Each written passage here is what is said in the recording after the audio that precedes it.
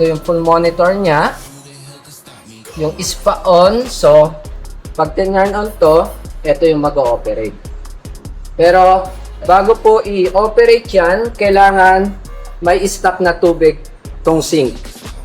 So, pagka kasi inoperate to, na walang stock na tubig tong sink, ang masisira po is yung tong motor na to sa ilalim.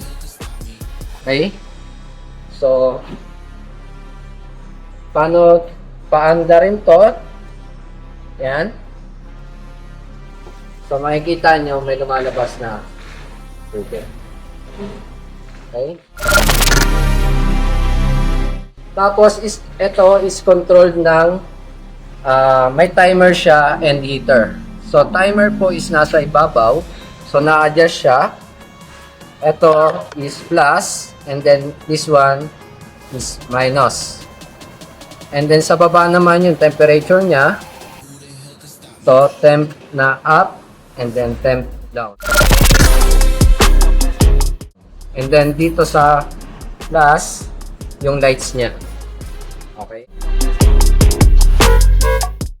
And then, meron din dito yung steamer. Yan yung steamer niya. Okay, yan. Tapos, ang connection po nito is nandito. Sa likod. Yeah. O-connect lang siya dyan. And then, mag-i-steam siya. Yung steam dito lalabas. And then, ito yung steam cover niya. Yan, steam cover. Okay? Thank you.